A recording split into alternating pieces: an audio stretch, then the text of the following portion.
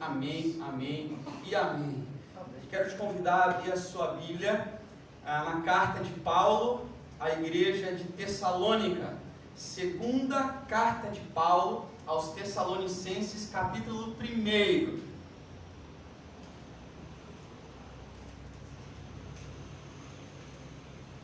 Você está me escutando bem? Está escutando bem aí, meu irmãozão? Seja bem-vindo, então, a mais um tempo de celebração. Irmão João, irmão Valmir, família amada toda, que bom que você está aqui conosco. Família do lado de cá, Deus abençoe. Família do lado daqui, Deus abençoe. Final de semana bonito que Deus nos deu, não é verdade? Dias lindos, ontem, um dia lindo. Nossa igreja estava ativa ontem, em 2 lugares diferentes, com 2 ações diferentes. Eu confesso para você, se você me convidar para fazer pastel, final de semana que vem, eu não vou aceitar. Muito obrigado. A Lid, que organizou, também já disse, nem ela. Mais de 1000 pastéis, assim num dia. Olha, louvado seja Deus. Ao mesmo tempo, as irmãs da MCA, irmã Rosilda, não sei quem mais estava com você, Zilda, mas as irmãs da MCA estavam também organizando um bazar com venda de roupas que nós tínhamos a R$1, e certamente a presença de Jesus estava lá também, e vidas puderam ser impactadas e tocadas através dessa ação. Pessoas possam, através desse mover de ir lá, ter contato com as pessoas da nossa igreja, através da compra de uma peça de roupa, terem contato com o Espírito Santo de Deus. Você crê que isso é possível acontecer? Amém? Eu também. Amém. Amém. Por isso hoje é o dia que a gente vem aqui como igreja, se reúne, celebra, dizendo que Deus é bom, inicia esse culto dizendo obrigado, Senhor, porque Tu és bom. Obrigado, Senhor, porque Tu trouxe pessoas com dom para ministrar os nossos corações através do louvor e adoração. Você pode dizer obrigado, Senhor? Obrigado, Senhor. E agradeço a Deus pela palavra dele, que será lida também, e que nós podemos ter acesso a ela livremente, ler publicamente essa palavra que é tão preciosa, que muda as nossas vidas, que nos dá direção também. E eu digo obrigado, Senhor, pela Tua palavra. Obrigado, eu quero ler contigo 2 Tessalonicenses, capítulo 1, quero ler contigo até o verso 12. Até o verso 12 nós leremos, é o texto da nossa reflexão dessa noite. E a carta, como toda carta, começa com uma apresentação. Sim, você quando escreve uma carta, não sei se você tem esse hábito nos dias de hoje, você coloca lá o remetente, para a pessoa que receber saber quem que escreveu. Sim? Você já teve esse hábito? Eu já, o bom hábito. E aí essa carta não começa diferente. Ela inicia dizendo assim: Paulo, Silvano e Timóteo. Ou seja, são 3 pessoas que estão saudando a essa igreja de Tessalônica. Sim? Paulo, Silvano e Timóteo, a igreja dos Tessalonicenses, em Deus nosso Pai e no Senhor Jesus Cristo. A vocês, graça e paz da parte de Deus Pai, do Senhor Jesus Cristo. Irmãos, devemos sempre dar graças a Deus por vocês, e isso é justo, porque a fé que vocês têm cresce cada vez mais, e muito aumenta o amor de todos vocês uns pelos outros. Por essa causa nos gloriamos em vocês entre as igrejas de Deus, pela perseverança e fé demonstrada por vocês em todas as perseguições e tribulações que vocês estão suportando. Elas dão prova do justo juízo de Deus e mostram o seu desejo de que vocês sejam considerados dignos do seu reino, pelo qual vocês também estão sofrendo. É justo da parte de Deus retribuir com tribulação aos que lhes causam tribulação, e dar alívio a vocês que estão sendo atribulados, e a nós também. Isso acontecerá quando o Senhor Jesus for revelado lá dos céus, com os seus anjos poderosos, em meio às chamas flamejantes, Ele punirá os que não conhecem a Deus e os que não obedecem ao Evangelho de nosso Senhor Jesus. Eles sofrerão a pena de destruição eterna, a separação da presença do Senhor e da majestade do seu poder. Isso acontecerá no dia em que Ele vier para ser glorificado em seus santos e admirado em todos os que creram, inclusive vocês que creram em nosso testemunho. Conscientes disso, oramos constantemente por vocês, para que o nosso Deus os faça dignos da vocação e com poder cumpra todo o bom propósito e toda a obra que procede da fé. Assim o nome de nosso Senhor Jesus será glorificado em vocês e vocês nele, segundo a graça de nosso Deus e do nosso Senhor Jesus Cristo. Amém. Louvado e engrandecido seja Deus pela sua palavra. Você pode dizer amém? Amém. Amém. Todos nós temos acompanhado toda a movimentação que tem surgido ao longo desse ano, toda a movimentação que tem acompanhado o nosso país ao longo desses últimos dias, e não só o nosso país, mas certamente você ficou ligado no que estava acontecendo lá na América do Norte, nos Estados Unidos, e durante 2 dias ou mais os jornais só falavam a respeito de quem seria o próximo governante dos Estados Unidos. Sim, o mundo parou para acompanhar essa notícia. E com uma certa dose de curiosidade, eu acredito, e também com uma mistura talvez de esperança ou expectativa de que algo bom possa acontecer, nós acompanhamos. Não vai ser diferente daqui a uma semana, onde nós também estaremos elegendo prefeitos e vereadores da nossa cidade. Sim? Talvez você esteja com uma expectativa sobre isso. Talvez não, eu não sei, mas é certo que todos nós temos acompanhados de uma forma muito diferente esse estado de efervescência que tem sido transmitido nas redes sociais, nos jornais. Eu não sei você, mas parece que o mundo está em ebulição, sim? Esse constante estado de efervescência, a ponto de todos nós estamos quase que explodindo. Parece que o mundo está assim, eu não sei, eu tenho essa impressão. A pergunta que não quer calar, eu não sei se para você, mas pelo menos para mim, será que nós vamos ver alguma mudança? Porque tudo que está muito intenso, muito forte, todas essas coisas elas ganharam uma proporção inimaginável nos nossos dias. Você se posiciona a favor de algo e você está correndo o risco de ser ameaçado, de ser vítima de violência verbal nas redes sociais, sim, por causa de uma posição, seja ela política, seja ela religiosa. Esses são os dias que nós estamos vivendo. Eu vejo que nós olhamos para tudo isso, para essas manifestações, para o cenário político, para a indignação, para a injustiça que hoje tem sido falado muito, para a diminuição da voz da mulher, para essa voz que se levanta contra o autoritarismo, contra o machismo, tudo isso que nós temos visto. E a grande pergunta que eu tenho é: será que isso vai dar em alguma coisa? Ou aonde é que tudo isso vai dar? Será que nós estamos vendo nascer, através dessas vozes, das manifestações, dias melhores? É a pergunta que eu tenho feito. Eu não sei se você sabe, mas grandes revoluções começaram muitas vezes de forma espontânea, sem imaginar que dariam em algo. Por exemplo, quem não se lembra do movimento dos direitos civis nos Estados Unidos, que foi liderado pelo jovem pastor batista negro, Martin Luther King Jr. E aconteceu por causa de uma situação dentro de um ônibus. Havia uma lei nos Estados Unidos, nesse momento, nessa época, em que dizia que se entrasse uma pessoa branca dentro do ônibus e houvesse uma pessoa negra sentada, essa pessoa deveria se levantar e dar lugar para essa pessoa branca.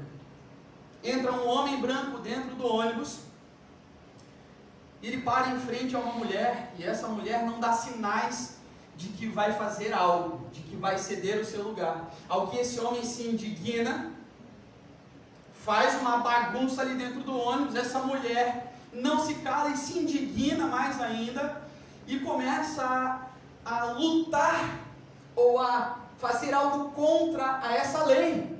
Ali começa um movimento, há uma repercussão do que essa mulher fez. Rosa Parks é o nome dessa mulher, muito conhecida. Ela se indigna e mostra a sua indignação. O ônibus todo vê. A indignação toma proporções que ela não imagina. Ela vira símbolo do movimento dos direitos civis dos negros nos Estados Unidos. Essa situação é uma das situações que serve de inspiração para o Martin Luther King Jr. escrever naquele sermão mais famoso dele, em que milhares e milhares de pessoas tiveram acesso e escutaram, que ele diz: eu tenho um sonho. Eu tenho um sonho. Que não haja mais desigualdade, que não haja mais discriminação de classe, que não haja mais uma má distribuição de renda econômica, que a miséria acabe, a miséria do país. Eu não sei como, mas eu desejo isso. Eu anseio por dias melhores. E a pergunta que eu faço é: será que nós estamos vendo sinais de dias melhores na nossa cidade, no nosso país, no continente norte-americano, na Europa? Porque tudo influencia a forma com que a gente vive hoje. Se você pensa que eu não me importo quem vai ser o novo presidente lá dos Estados Unidos, isso não vai me afetar, você está iludido. Essa é a pergunta que eu faço hoje. O que nós temos vivido vai dar em alguma coisa melhor para nós? Eu confesso que eu não sei. Eu não sei. Embora eu deseje isso, lógico.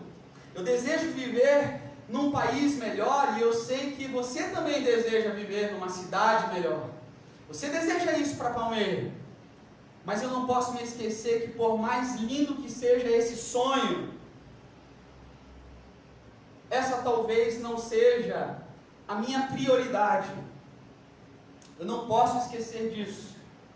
Assim eu cheguei aos Tessalonicenses, porque o que me liga hoje aos Tessalonicenses, eu não sei se vai ligar você, mas o que me liga hoje aos Tessalonicenses é que eles viviam dias muito estranhos.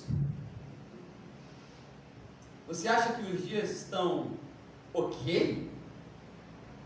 Os dias que a gente tem vivido estão estranhos em todas as áreas, na estrutura familiar, na estrutura da fé.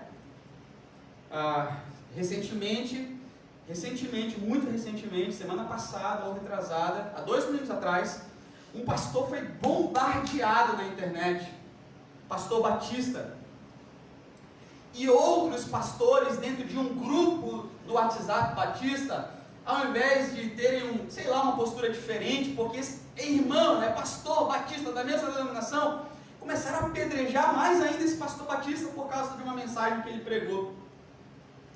Os dias são estranhos. Os dias são estranhos. Tessalonicenses traz essa identificação para mim com os nossos dias. Dias em que talvez a utopia esteja ardendo dentro de corações, dos corações, e esses corações desejem um mundo melhor. O mundo dos Tessalonicenses era um mundo difícil, especialmente o mundo cristão. Tinha perseguição, tinha desigualdade, tinha autoritarismo.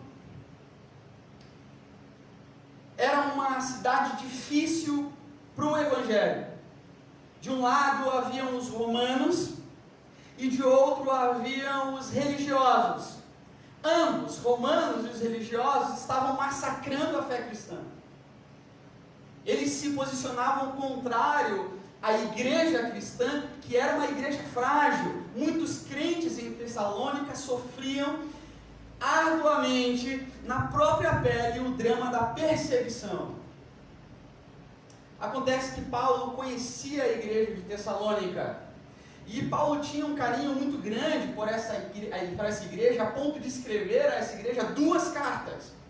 A primeira carta, se você for olhar, você vai ver uma carta pequenininha, é um incentivo a esses crentes de Tessalônica, ou a igreja de Tessalônica, a permanecerem firmes, continuarem firmes na caminhada, porque Jesus estava voltando.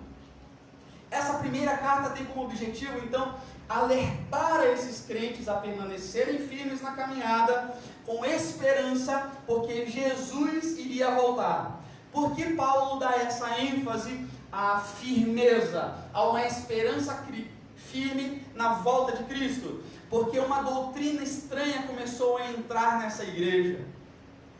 Algo novo a respeito da volta de Jesus começou a ser dito, e os crentes que ali estavam começaram a acreditar então que Cristo já havia voltado. E se Cristo já havia voltado, esses crentes estavam ali, eles não tinham ido com Cristo. Essa era a doutrina que estava tomando conta da situação da igreja. Jesus voltou e nós ficamos.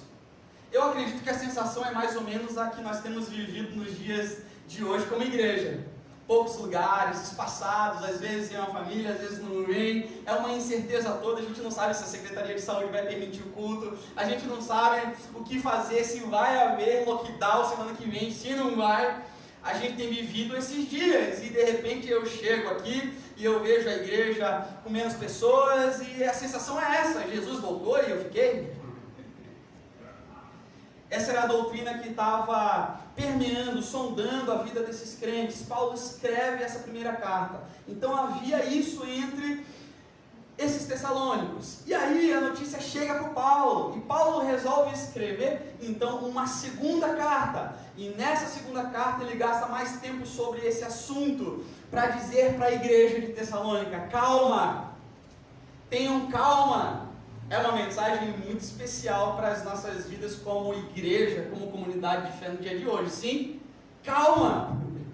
Fiquem calmos, está tudo bem, está tudo tranquilo. As pessoas não estão vindo, mas está tudo bem, fiquem calmas, é um momento apenas. Vai passar, tenham calma.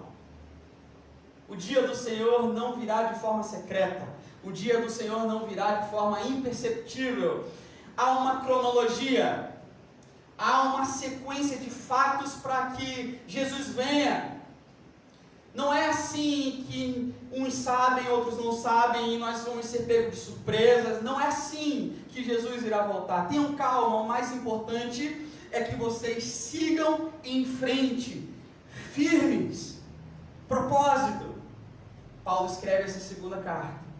Então Paulo escreve 2 cartas à igreja para dizer o seguinte: não tentem ficar presos às circunstâncias ao redor. Tentem não se deixar levar por aquilo que se está dizendo nas ruas. Você entende isso? Tentem não se deixar levar pelo que está se dizendo nas ruas. Vocês, crentes de Tessalônica, têm um foco. Vocês sabem quem é a pessoa de Jesus. Existe algo maior na vida de vocês. Vocês não devem se deixar seduzir. Vocês não devem se deixar levar por ventos de doutrina, por novas doutrinas, por um novo movimento. Eu estava conversando ontem com a irmã Miriam e a gente estava amassando os pastéis, fazendo calo nos dedos, amassando os pastéis. E a gente fez um comentário assim, surgiu, ela falou assim: sabe, pastor, eu me converti na Igreja Batista. Eu fui doutrinada na Igreja Batista e eu já vi a nossa igreja aqui completou esse ano 25 anos, sim? Mas essa igreja já existe há mais de 80 anos aqui na cidade de Palmeira, né, irmã Miriam? Mais de 80 anos. Só quem pôde ver isso é o Ziga, que é o mais velho entre nós. Mas a nossa igreja já existe há muito tempo. Tivemos bons pastores, somos uma igreja que preserva os alicerces da fé, a leitura da palavra, a vida de oração, a busca pelo Espírito Santo. E, sim, irmã Miriam. E ela falou algo interessante para mim. Ela falou assim: eu já vi surgir muitas igrejas aqui em Palmeira e já vi muitas igrejas também deixarem de existir. Eu não entendo como uma pessoa que se converte na Igreja Batista, é doutrinada na Igreja Batista, é batizada na Igreja Batista, de repente se deixa levar por um movimento que surge assim do nada e diz: olha, nós temos agora um novo tipo de Deus, de Espírito Santo, de interpretação da Bíblia, eu não sei. E eu respondi para ela também: não sei. Porque lá em Santos eu estava conversando com meu cunhado, e eles já estão lá há 13 anos, eu acho, e eles ficaram 6 meses em Santos, como uma cidade nova, quando eles foram morar lá, procurando igrejas. E aí eu conversei com ele, assim, curioso, a gente estava batendo papo, eu falei assim: alemão, e faz quanto tempo que vocês estão na Igreja Batista do Marapé? Ele falou: há 13 anos. Tira os 6 meses iniciais, porque a gente ficou procurando igrejas. Eu falei: é mesmo? E o que te fez decidir pela Igreja Batista? Ele deu os motivos dele. E eu falei: e nesses 13 anos surgiram outras igrejas? Ele falou: nossa, tem uma igreja imensa que surge aí, enche todo domingo. A nossa igreja está vazia, eles estavam até pouco tempo atrás sem culto presencial. Existem igrejas lá em São Paulo que não voltaram com seus cultos presenciais, só voltarão em janeiro.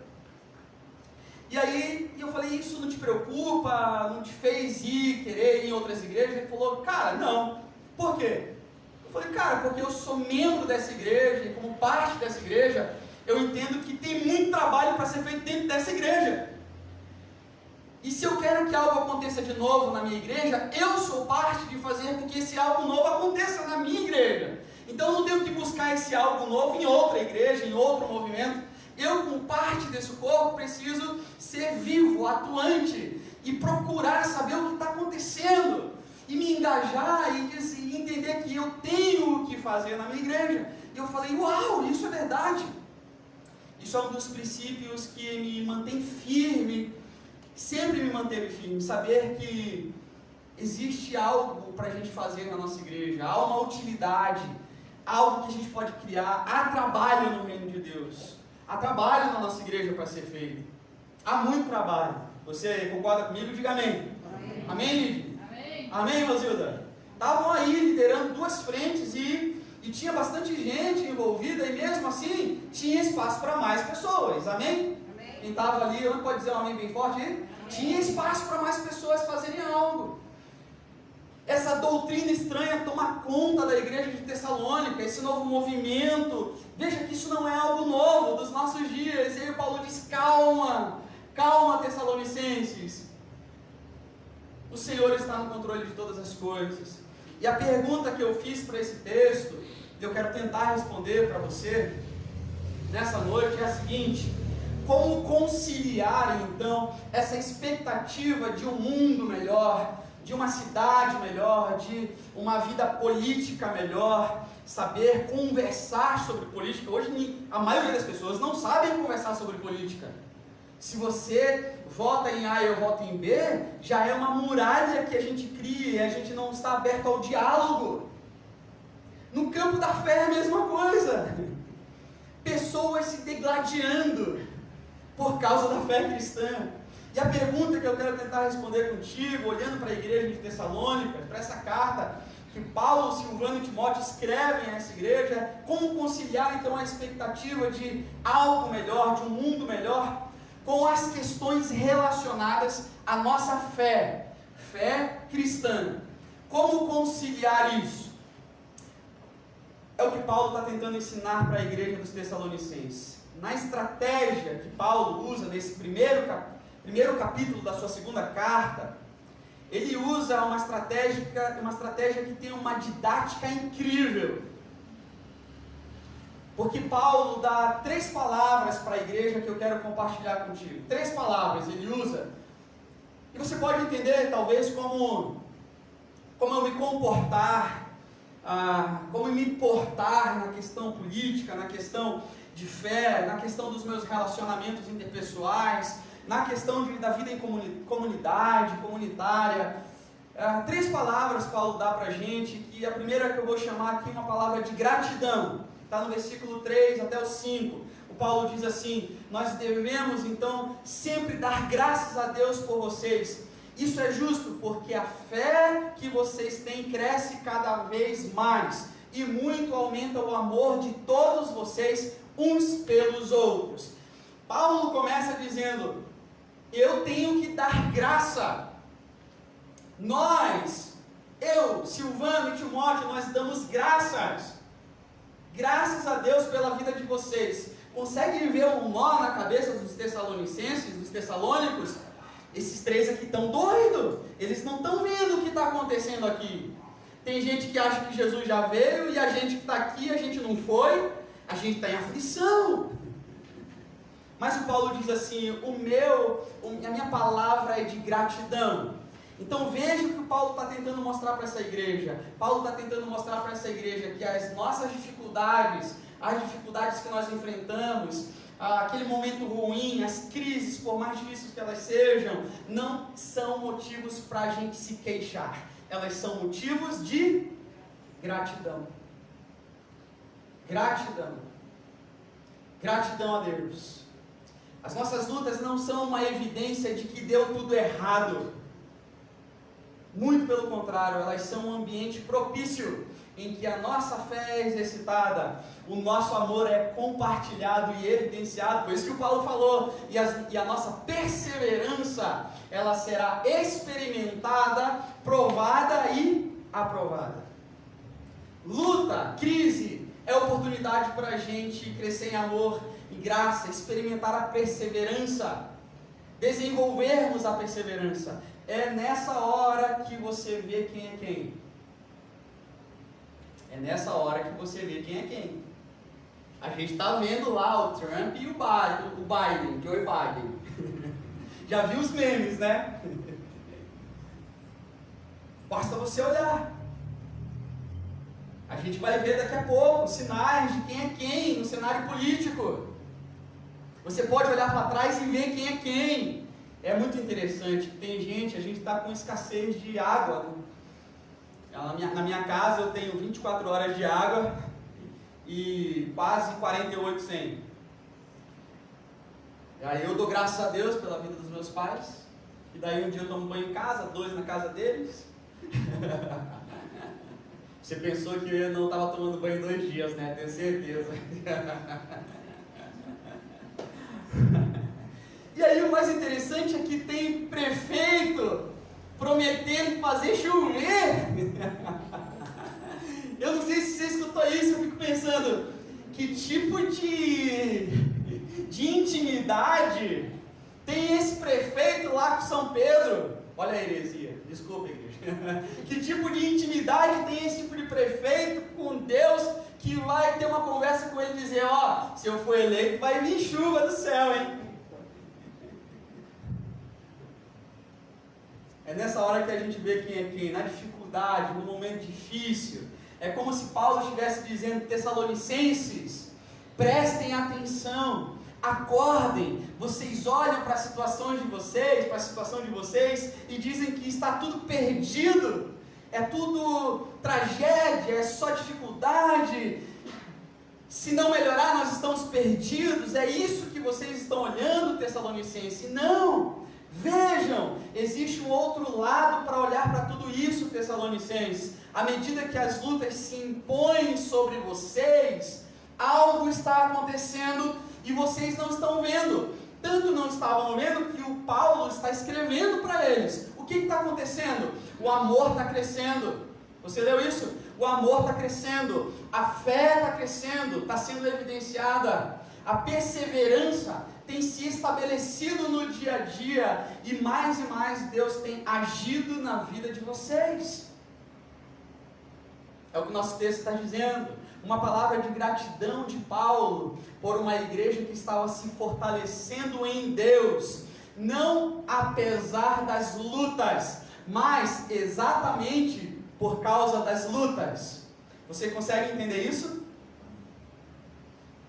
Porque existe um detalhe aqui também, muito interessante. As nossas lutas, elas normalmente nos fazem queixar.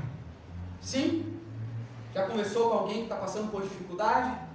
As nossas lutas normalmente nos fazem queixar. Mas só pelos olhos da fé,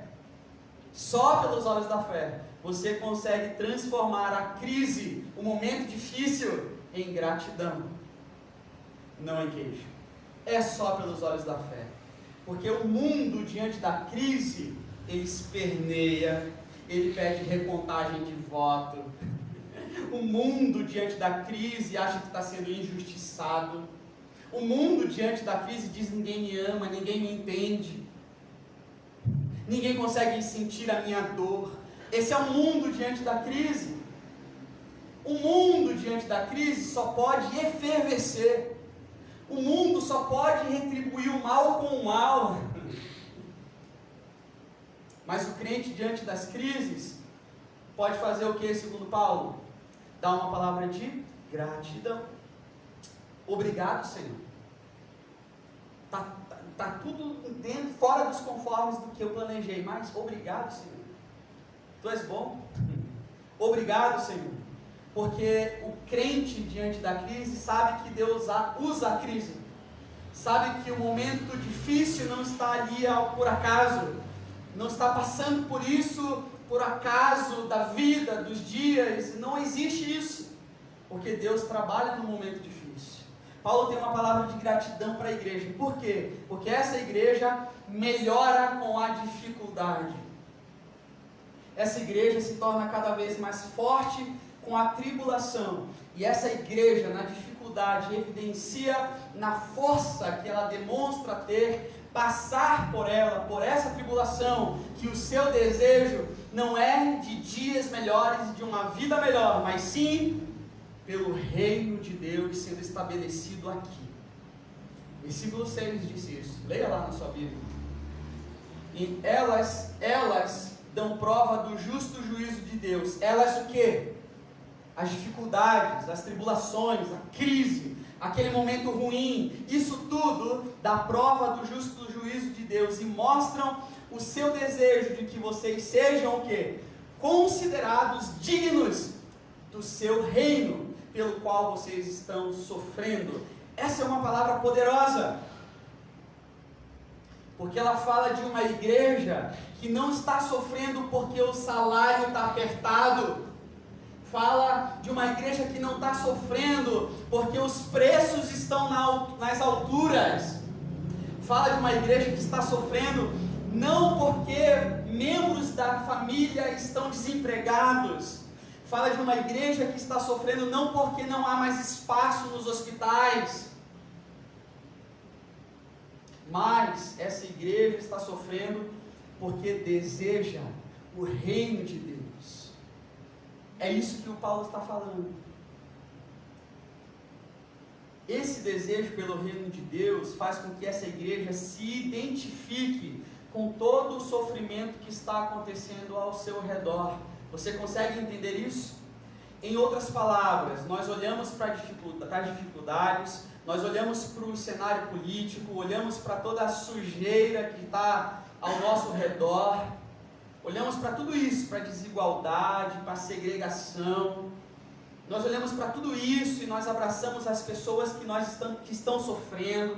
Nós temos feito isso porque nós sabemos que as injustiças elas precisam ser enfrentadas, lógico, nós fazemos tudo isso, mas lá no nosso íntimo, nós sabemos que a gente não pode parar aí,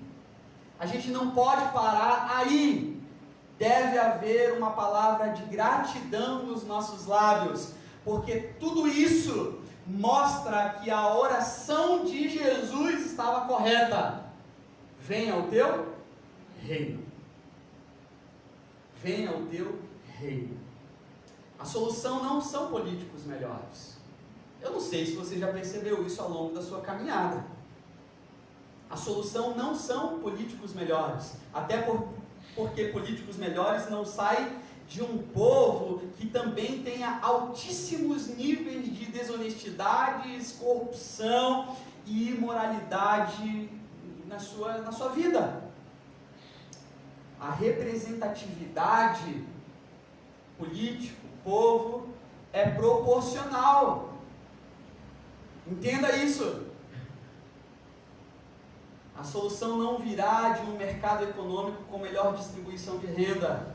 O que Paulo está dizendo é a solução virá do clamor de pessoas que dizem: venha o teu reino. Venha o teu reino. Porque, sinceramente, igreja de Palmeira, eu não quero trocar um governante pelo outro. Que diferença faz? Eu quero o quê? Que o reino de Deus venha, se estabeleça em mim, se estabeleça na minha casa, se estabeleça na minha cidade. Que o reino de Deus venha e se estabeleça. Venha o teu reino. Uma palavra de gratidão em meio à crise, em meio à dificuldade, porque a crise revela o quanto nós precisamos de Deus e o quanto nós somos fortalecidos em Deus, mesmo nas dificuldades. E o Paulo diz o quê? Agradeçam, gratidão, graças a Deus, a fé que vocês têm cresce cada vez mais, o amor de todos vocês uns pelos outros tem aumentado. Você deseja isso para a sua igreja? Diga amém. Amém. Amém. Eu desejo isso. Se você deseja isso, o que você precisa fazer mais? Agradecer. Mais gratidão, menos murmuração. Mais gratidão, menos insatisfação. Segunda palavra, aí Paulo vem com uma palavra de consolação, versículos 6 e 7. Por que palavra de consolação? Porque essa igreja que melhora na dificuldade, ela precisa fazer algo que eu e você temos muita dificuldade: confiar na justiça de Deus. Confiar na justiça de Deus. No versículo 6, Paulo diz uma verdade que é eterna. Eu não sei, às vezes nós nos esquecemos do que Paulo está tentando nos lembrar aqui. Leia comigo. É justo da parte de Deus retribuir com tribulação aos que lhe causam tribulação e dar alívio a vocês que estão sendo atribulados e a nós também. Paulo sabia, e eu e você também sabemos, que nós temos um desejo intenso por justiça. Mas geralmente, falo por mim mesmo, justiça própria. Justiça própria. Todos os dias, eu e você somos bombardeados por notícias trágicas, por notícias que nos fazem indignar. Todos os dias, informações de tragédia. E nessas horas, nós somos tomados por esse senso de justiça própria. Sabe quando isso é uma verdade? É quando vem aquele pensamento na nossa cabeça que diz assim: polícia não tinha que prender, polícia tinha que matar mesmo. Porque bandido bom é bandido morto. O que nós estamos dizendo isso para nós mesmos e revelando para as outras pessoas? Justiça própria. Você mexeu onde você não deveria, você pisou onde não deveria, você invadiu espaços que você não deveria invadir. Morte para você. Morra. Justiça própria. É aquele pensamento também que vem à nossa mente diante da injustiça, que diz assim: se eu fosse Deus. Você já pensou isso? Fala a verdade. Quantas vezes eu e você não pensamos isso? Mas eu quero te dizer, se você já pensou isso, nenhum de nós estaríamos aqui mais, só você. Ah, se eu tivesse poder nas mãos para resolver os problemas. Ah, se eu tivesse poder nas minhas mãos. Ah, se eu tivesse poder para impor sobre as pessoas más a punição, a condenação que, na minha opinião, elas merecem. Ah, se eu tivesse poder para condenar essa pessoa maldita, miserável, eu desejo que morra. Justiça própria. A gente sabe que arde dentro de nós, de todos nós, justiça própria. Porque no fundo, o sonho de um país melhor, não deixa de ser o sonho de um país melhor para quem? Para mim. Para mim mesmo. Você entende isso? Paulo está dizendo, Tessalonicenses, eu quero dar uma palavra de consolação para vocês. Olha a palavra de consolação de Paulo. A justiça pertence ao Senhor. A justiça pertence a Deus. O Senhor retribuirá. Claro que a gente queria muitas vezes que Deus retribuísse algo já. Sim, claro que sim. Muitas vezes situações acontecem conosco que a gente diz, Senhor, não pode ser agora não, que tu pode condenar essa pessoa que me fez tanto mal. Essa pessoa não pode pagar por isso agora não, Deus. Eu tenho que esperar, eu tenho que conviver com isso ainda. Mas aí eu quero lembrar você de uma história. Uma vez perguntaram para C.S. Lewis, teólogo, escritor irlandês, é muito conhecido, não só no meio cristão, mas perguntaram para o C.S. Lewis por que Deus, sendo bom e poderoso, não julgava e condenava a maldade do mundo. Por que C.S. Lewis, Deus não condena isso? Ele sendo bom e justo e tendo poder. Ao que muito inteligente C.S. Lewis respondeu: por quem ele começaria? Por quem Deus começaria? Porque eu quero te dizer algo, mesmo que Deus escolhesse um sujeito emblemático, eu tentei pensar aqui em alguns nomes, mas são nomes meio que passados, assim, tipo Fernandinho Beiramar, sabe? Esse pessoal aí. Aí eu fiz uma pesquisa e eu achei um nome aqui de uma pessoa muito louca. Tem um cara chamado, é recente isso, Pedrinho Matador.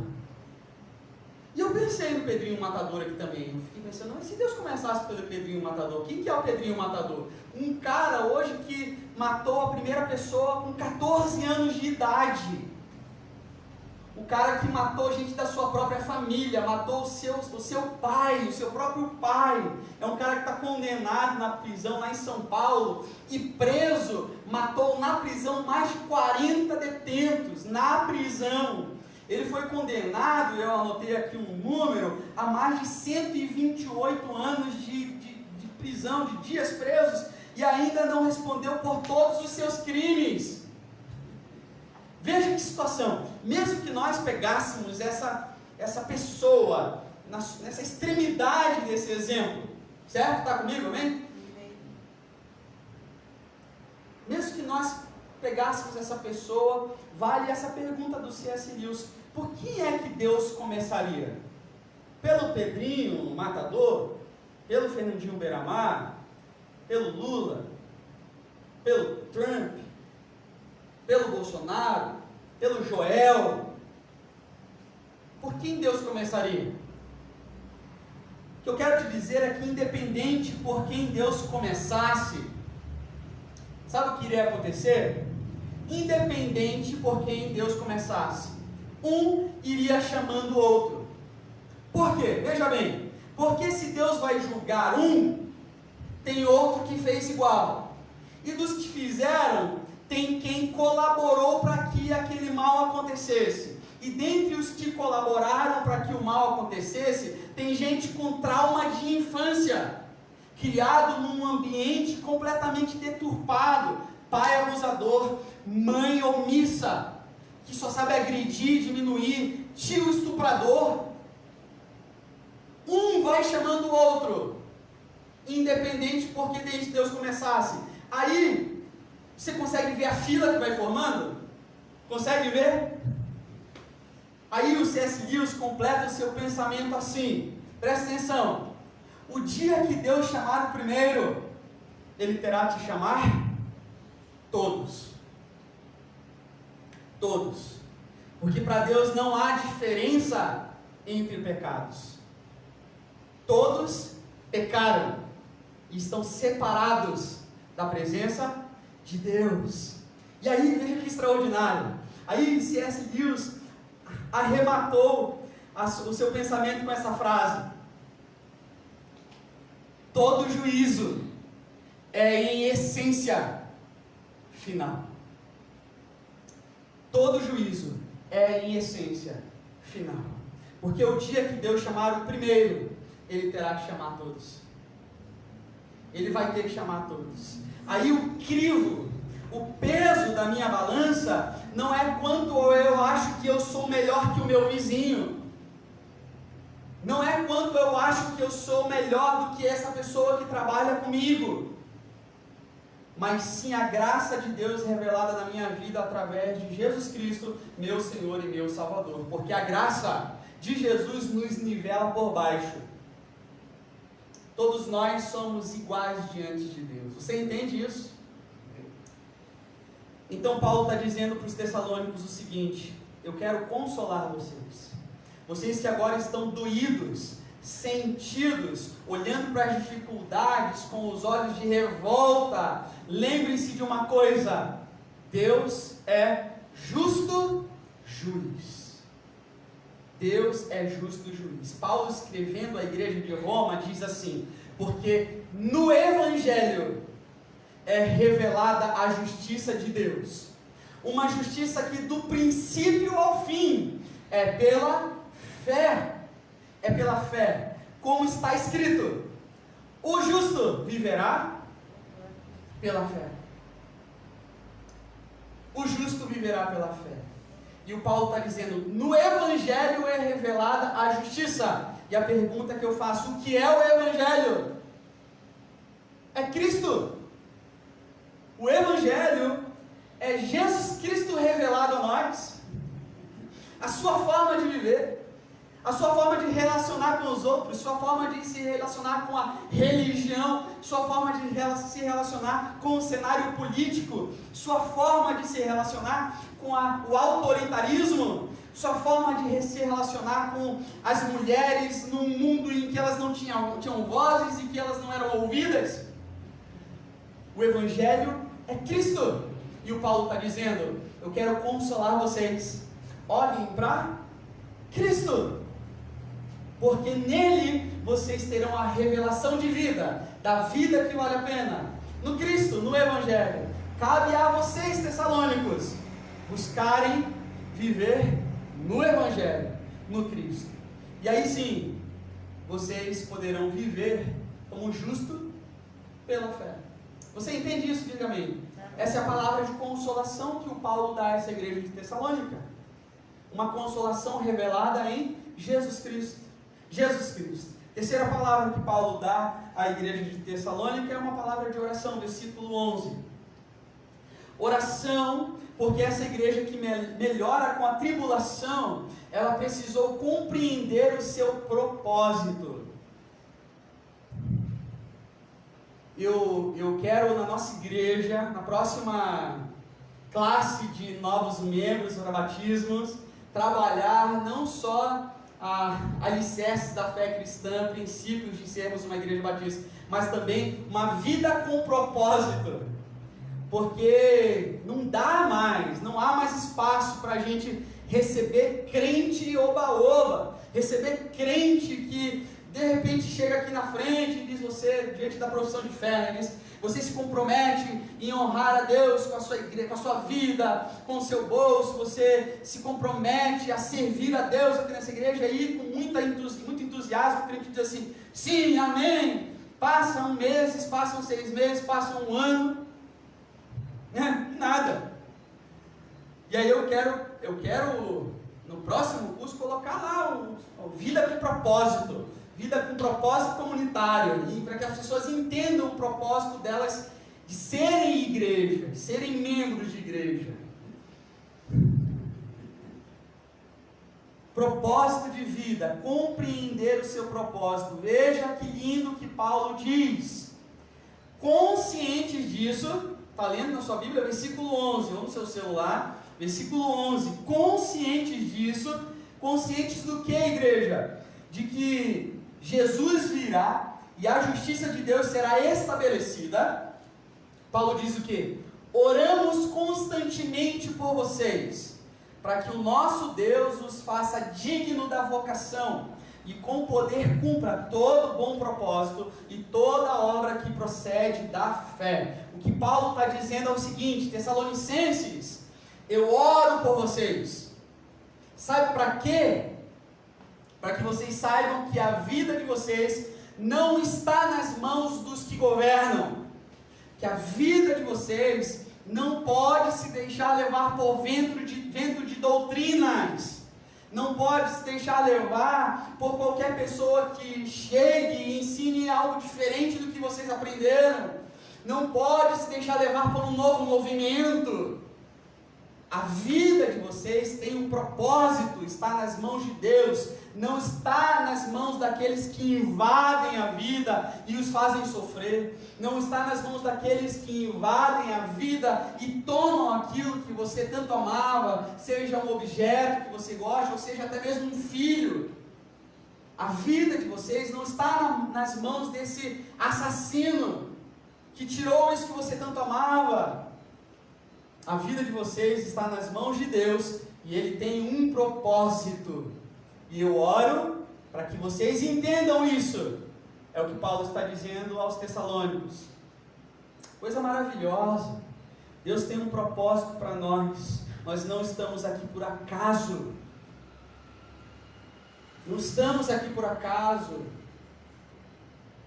Queridos amigos aqui, jovens que estão vindo todo domingo lá das suas cidades, lá do Amapá, o Cleide estava morando em Rondônia, interior de São Paulo, Minas, interior do Paraná, Londrina, londrinense, fala por quê? Meu povo simpático, pessoal da terra de Londrina, né, Drica? Vocês não estão aqui por acaso, há um propósito. Se vocês não entenderam isso ainda e não sentiram, há um propósito na minha vida. Vocês já mudaram a minha vida, saibam disso. Vocês já impactaram a minha vida com a presença de vocês. Há um propósito. Sigam firmes no propósito. Igreja de Palmeira, há um propósito de sermos igreja aqui na cidade de Palmeira. Há um propósito. Não se deixe enganar por novos movimentos. Não se deixe enganar. Coisa maravilhosa. Se nós ansiamos por dias melhores, nós ansiamos mais ainda para que a igreja de Jesus se levante, mostre o seu rosto e revele a face de Cristo Jesus, o Senhor e Salvador de todos aqueles que nele creem. Você pode dizer amém? Amém. E a mudança que Paulo está dizendo acontecerá através do pastel, da venda de roupa, da ação social, do louvor, do ministério financeiro, do dízimo da oferta, também, isso tudo é muito importante, mas a mudança vai acontecer através da oração. Joelhos dobrados, rosto no pó, oração, e oração, orar mais, clamar mais, orar, buscar o reino de Deus. Se Paulo estivesse aqui hoje e visse tudo que nós temos vivido e alguém perguntasse para ele: Paulo, você acha que a situação vai mudar? Eu vou responder para o Paulo e terminar essa mensagem de uma forma otimista e com fé, lógico. Eu diria que Paulo diria: sim, vai mudar. Primeiro, porque tudo isso, todo esse cenário que nós estamos vivendo, tudo isso que você pode imaginar aí, vai fazer nascer no coração da igreja um desejo pelo reino de Deus, amém? Vai fazer crescer no coração da igreja um desejo pelo reino de Deus, e essa igreja então vai clamar mais pela manifestação do reino de Deus. Segundo, vai mudar sim, porque essa igreja vai perceber a necessidade de enfrentar os seus erros, enfrentar a desigualdade, enfrentar a injustiça, enfrentar a segregação, enfrentar tudo isso que nós estamos enfrentando com seriedade, não diminuindo o outro, não agredindo o outro verbalmente, não disparando com as nossas armas, como se o outro fosse o nosso inimigo. Essa igreja ansiosa pelo reino de Deus também estará ansiosa por amar mais, por perseverar mais. Não foi assim que nós começamos? Amar mais uns aos outros, perseverar na fé, amém? Você entende isso, amém? Amém. Aleluia, amém. Porque essa igreja vai perceber que não dá para criticar quem está no poder, não dá para criticar quem é diferente, não tem a mesma posição que a gente, porque também nós temos os mesmos problemas. Deus nos olha igual. Não somos melhores um que os outros. E terceiro, vai mudar porque Deus tem um propósito em tudo.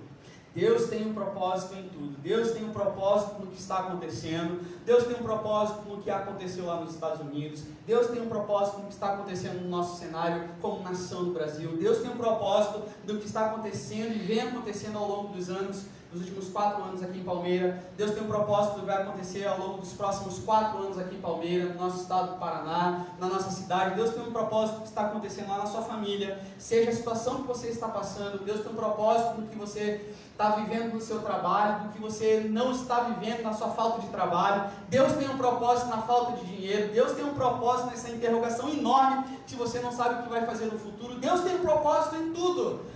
Uma coisa eu sei, e você também, Deus tem um propósito em todas as coisas. As pessoas, elas podem continuar cometendo atrocidades horríveis durante a história, mas Deus sempre será o Senhor da história. Você entende isso, amém? A nossa vida está nas mãos de Deus, amém? Vamos orar?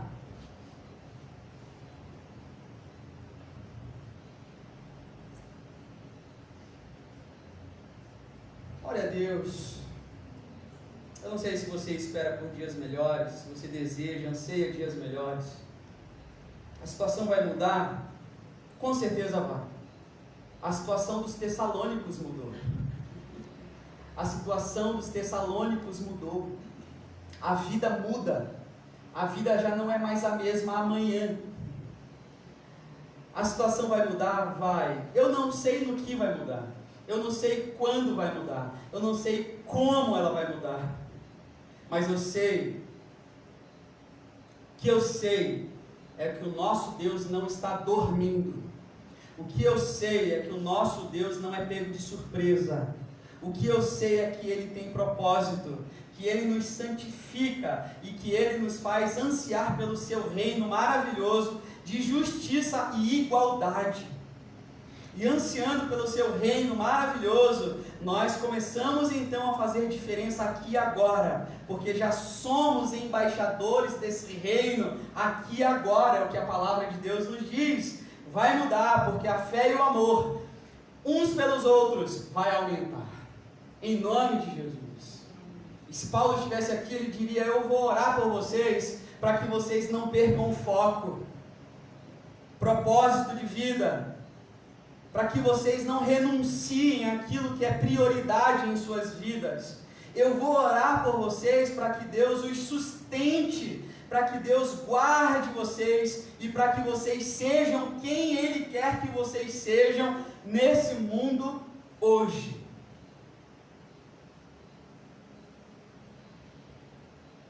Faça a sua oração, ore a Deus, coloque os seus planos ao Senhor. Ziga, vem orar para a gente, meu amigo, meu irmão amado. Eu queria que você colocasse os seus sonhos diante de Deus, os seus planos, a sua vida, a sua família, consagrasse a Ele. Paulo nos deu 3 palavras de gratidão. Então agradeça a Deus, um coração grato, Deus espera isso de nós. Tire o foco do que é pontual e coloque naquilo que é maior. Deus é maior. Deus é maior que as dificuldades, maior que a enfermidade, maior que a falta que você sente talvez, maior que esse vazio existencial muitas vezes que você tem sentido, maior que qualquer autoridade política que possa ser eleita, maior do que tudo. Deus é maior, agradeça a Ele. Consolação, olhe para Jesus Cristo. No Evangelho a nossa fé é fortalecida, no Cristo, no caminho do Cristo é que nós somos fortalecidos em nossa fé. Há pessoas perto de você que precisam de uma palavra de consolação. Seja um agente de transformação, um agente de Cristo na vida de alguém hoje, amanhã. Não perca essa oportunidade. Leve uma palavra de consolação ao seu ambiente de trabalho, à sua casa. Seja um consolador. E oração. ore mais, ore. Antes de criticar, ore. Antes de disparar palavras de morte, ore. Antes de desejar o mal, ore. Antes de criticar, ore. Antes de votar, ore. Ore mais, ore mais. Ore pela sua igreja. Ore pela nossa nação, ore pela sua cidade, ore.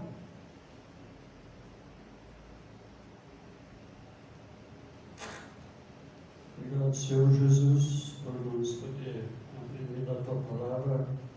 Queremos Te agradecer por nos poder passar por essa pandemia e através dessa pandemia nós podemos chegar aos corações de muitos lares que a gente nunca imaginava, Senhor. Que esse aparelho que nós podemos ter, internet, que seja para honrar e glorificar Teu nome, Pai. Muito obrigado. E queremos Te agradecer que nesse tempo difícil nós chegamos cada dia mais perto de Ti. Verdade. Amém. Que a gente sente Tua mão segura em nossas vidas. Queremos Te agradecer, Senhor.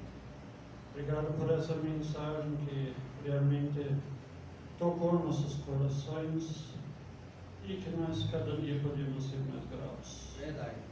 Senhor, muito obrigado e queremos pedir que Tu possas nos levar em segurança para nossos lares. Queremos agradecer por esses jovens que vêm lá de Almirante, que Tu trouxe eles aqui, Tu tem um propósito na vida deles, nós queremos Te orar por isso também, Senhor. Em nome do Senhor Jesus, nós queremos Te louvar, Te engrandecer. Amém. Amém. Amém. Amém.